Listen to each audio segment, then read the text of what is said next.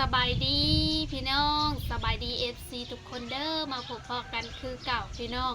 มื้อนี้ก็มีข่าวดีเนาะอันนี้คือเงินที่ลุงหงคำเพิ่นได้ฝากมาเนาะก็ให้เซาลงนี่ไปซื้อของมาแจกเด็กๆน้องๆนักเรียนอยู่ที่บ้านคำสะวรรค์เมืองอย่างนี้แม่นบ่เมืองจำพรหรือขึ้นกับน่าจะขึ้นกับบ้านนากอยกะบ้านไกลกันนี่แหละพี่น้องคันสิว่าอีกอย่างหนึ่งกับบ้านห้วยย่างน้อยเนาะเพิ่นก็ได้ผักเงินมานำเอื้อยเพ็ญเนาะสาวลาวสวรรค์นั่นแหละเพิ่นก็เอามาให้ข่อยมื้อเช้านี่ปา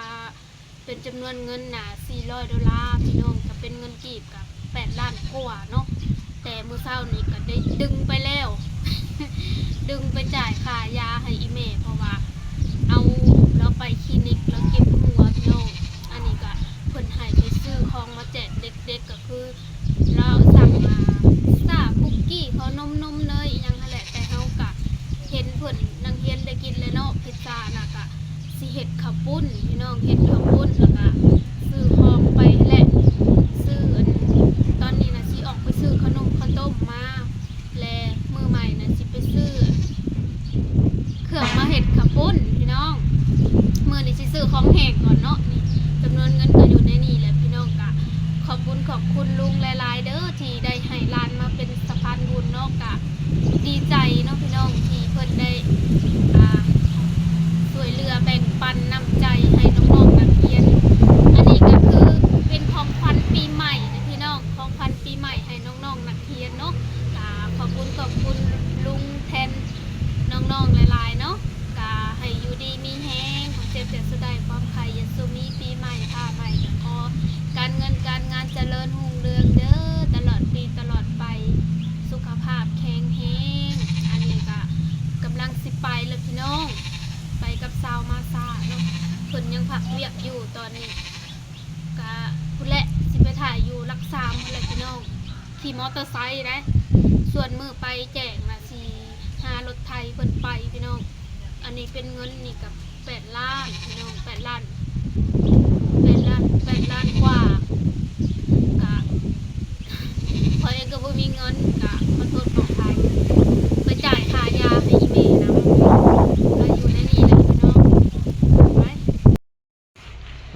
4 6 8 12 14 18มันเขียนบอกไม่ได้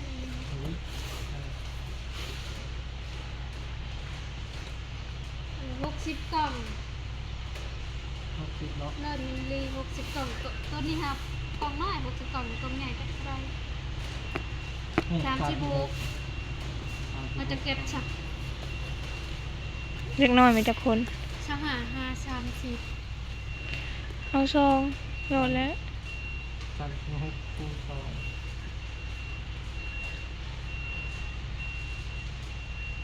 หรือเอาใหญ่กับน้อยบ่อันนี้60 กล่องได้ตัวน้อยนี่นั่นแหละ ถ้าเอากล่องน้อยก็ได้เชื่อแล้วมึงให้ขนมแล้วมันมีขนมหลายอย่างแม่นบ่เวลาเฮาแจกมันก็สิได้หลายอย่างเฮาใส่กแก๊สหนึ่งมันมีจักกล่อง60กล่องคนหนึ่งก็ต้องให้คนละ2 กล่องแม่นแหละเอา2 แก๊สตัวน้อยนี่แม่นถ่ายเลยมื้อเช้านี้มากับอีแม่น่ะก็ซื้อไปเลยเนาะ33แพ็คซื้อไปนะแพ็คหนึ่งนี่มันสิมี24สิ้นซื้อไปแล้ว3แพ็คอันนี้ได้ตัวนี้คือขาดบ่อันนี้มี2 4 6 8 10 12คน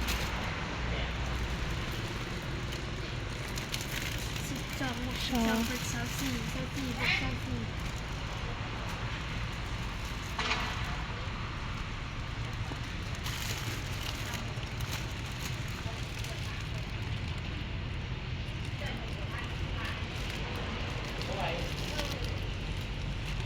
เคป่ะ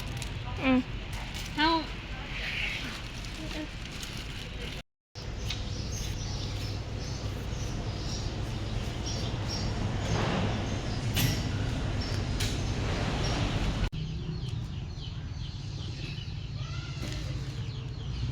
ตอนนี้ก็มาหอดเฮือนแล้วพี่น้องได้ยังได้ขนมเอลเซ่นี่กา1 2 3 4ศพโอ้ยกล้องก็คือแดงเอลเซ่4 ศพแล้วก็ขนมอันนี้ก็4 ศพทมิตว่าสิเอานม2 แพ็คพี่น้องก็เลยแบบว่ายันสิเพิ่นกินข้าวปุ้นแล้วมันเผ็ดนะก็เลยเอาดิโดแก๊ส1นมแก๊ส1ส่วนน้ำอัดลมอัดเล็มอันน่ะบ่ได้ซื้อยันมันเด็กน้อยเขากินหลายมันกัดกระเพาะเขาเดี๋ยวสิจัดนี่คือบวกกันจัดใส่ธงให้เขาแหละ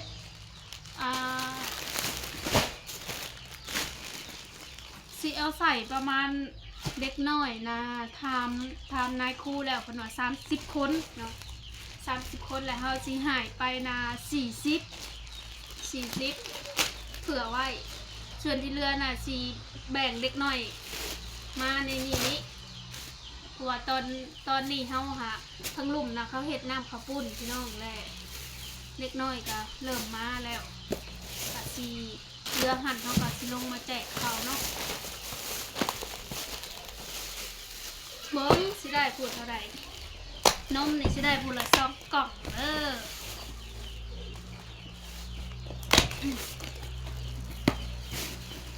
นมเล็กปลาซอยได้นมกล่อง1เนาะได้นมแก๊ส1ปลาซอย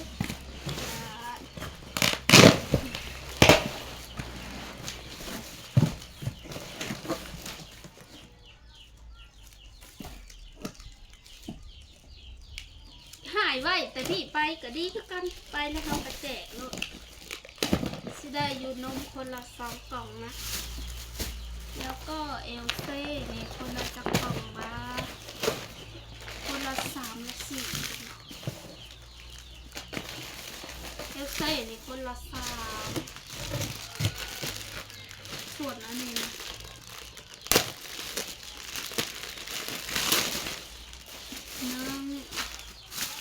เอลเซ่คนละ4ซะก็ดีโดนะ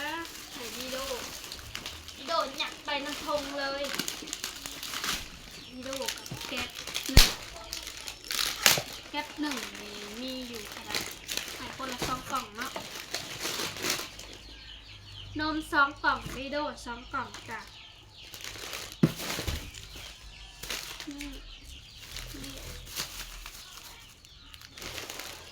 สำนีโอเคอยู่บ่ก็น่าจะอิ่มเนาะบวกข้าวปุ้นพร้อม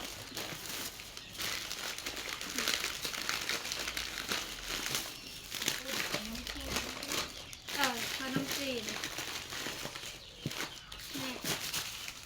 สำนีต่อคนก็น่าจะอิ่มเนาะนี่เพราะว่าได้ทงหู1เลยนี่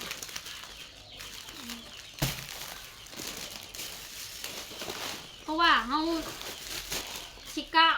ให้มันถึกนะเรือตัวนี้เลยเขาสิลงไปให้เด็กน้อยนี่ดู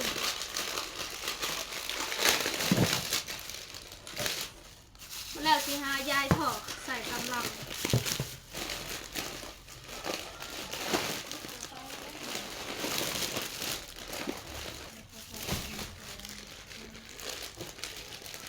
ว่าทั้งบ้านกับทยอยมาแต่เด็กๆก็ได้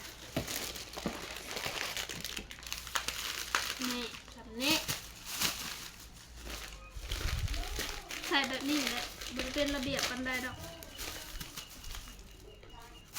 เดี๋ยวเราใส่ถอดตามน้ำนี่ย่ายให้เด็กน้อยก่อน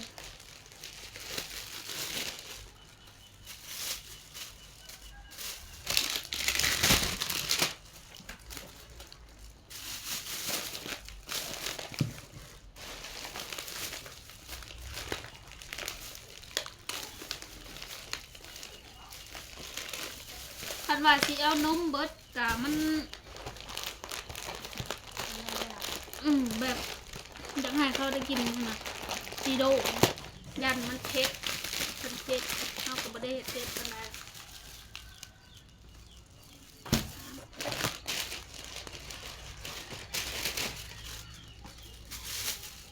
อันนี้ก็คำมันเลือกอะเล่นนิดหน่อยในลุ่มนี่แหละ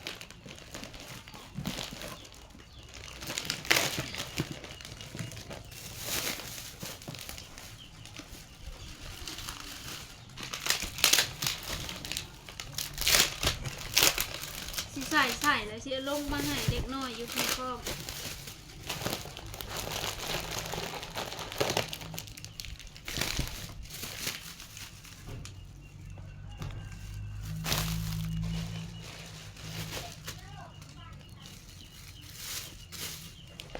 มียังก็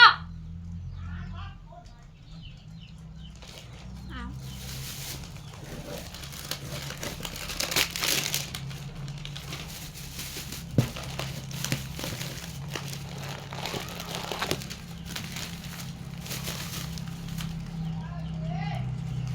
ถ้าเอากระปุ่นไปให้เขานายซ่าคนสวยเพิ่นจะเพิ่นเฮ็ดน้ำกระปุ่นอยู่ลุ่มกูแล้วเลยอยากซีนมาซัก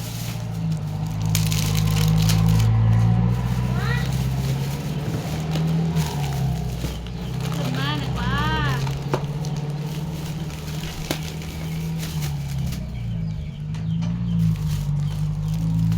นี่พวกเราซ้ำนี่ก็ได้โอเคแล้วเนาะ คงน้อยเนาะ ว้าวอันใดกะทงโลอะไร เอี่ยงนะจ๊ะ ใบในนม นี่นมตัวนี้แซ่บ เอาลงไปให้เขาจะนอกเขาง่าย เอาลงบนนี่บ่ เอาลงหาลูกก่อน นี่แล้วมึงไปอ้าวไปที่ไหนเจ้าฮะ 5 โลเอาลงก่อน5 โลลงก่อนผู้หนึ่งค่ะผู้หนึ่งก็เอาลงผู้หนึ่งก็ลงก่อนเพราะว่ายังที่มีคนมาอยู่เด้ เป็นว่า นี่ถ้ามาหาจอยกูนี่หวังหายแล้วมันเรืออะไรเขาสิลงทุนนะเขาสิเอาไปแบ่งเด็กน้อยอยู่นี่นะความหมายค่ะ ลง มีลายเนาะลายอาบุงชวดพี่น้องเอ้ยเอาถอดใส่ในเอ้ย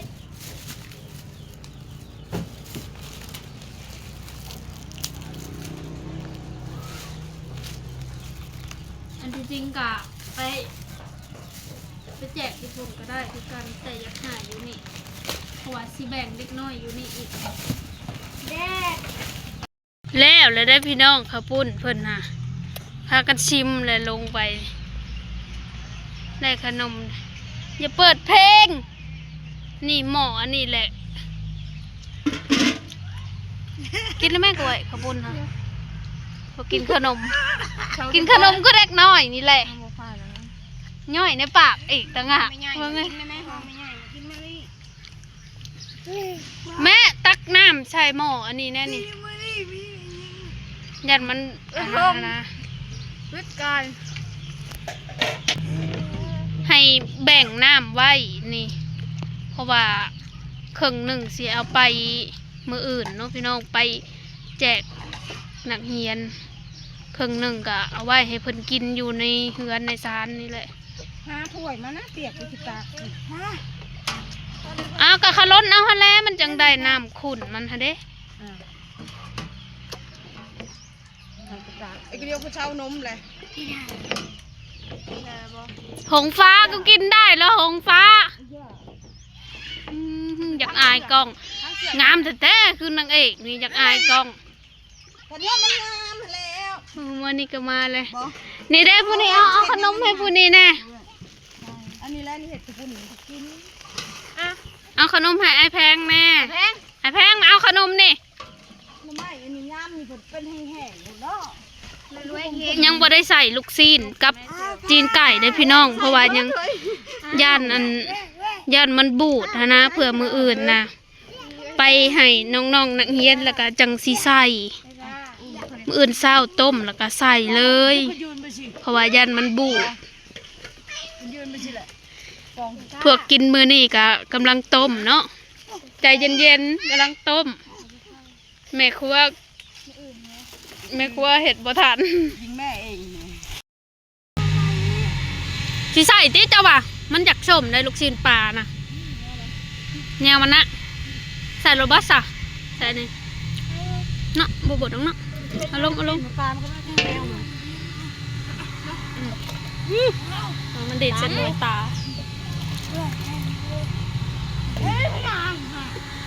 ชุกแล้วนี่ก็ ตีนกับเล็บกับออกเนาะ อ้าวไม่ทราบว่าหากินบ่มาน เว้ยมันไปหากินที่ไซชั่วโมงนี่ค่ะ จักแล้ว พบเขียดกับบริหารเลยบดย้ำมันแล้วยกมันสมัยมันเลยถ้าเป็นหูเขียดหูครบซ้ำชั่วโมงนี่ในตลาดยังไม่เห็นพบเขียดตีนใหญ่กว่าตีนหนึ่งเด้อ เอาเลยแหละ เตะปากเจ้า ช่องตีนชามตีนหากเอาลงนี่ก็เจ้ากินก่อนเขาบ่ได้กินติ กินก่อนจ้าไปคลายเลขกินก่อนแล้วเนาะ ใช่นั่นจะบ้านนี่ฮะเป็นยัง เอากล้วยคือบ่เอาถ้วยมาเอานาง ฟังเด้อ กินนี่แล้วมึงสิไปใช่เนี่ยมึงกินอยู่เฮือนพุแล้วแต่แล้วแต่ไปมาซาลูกมึงจะจับนั่นน่ะชาวหงผ้ากับแม่เพิ่นถิ่มไว้อยู่นี่น่ะ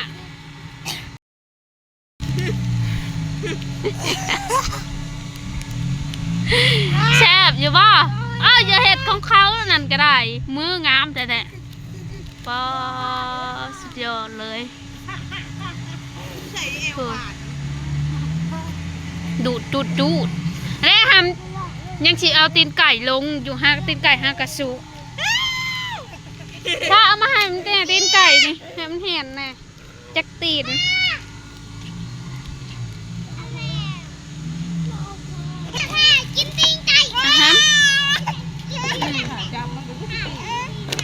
คือมีชีวิตชีวาอยู่บ่เนี่ยไอเตี้ยแซ่บอยู่บ่ลูกฮะแซ่บอยู่บ่ห้ามแซ่บแล้วยกโป้ไว้แซ่บแล้วตบมือโอ้แกงหัวลูกอีนายอันนี้แซ่บอยู่กินแล้วห้ามกินบ่กินแล้วเจ้ากินแล้วแซ่บอยู่บ่แซ่บอยู่บ่เปียกอร่อยไหมฮันอร่อยอยู่ไหมวันนี้ยังจ้องสวยยาโอ้โน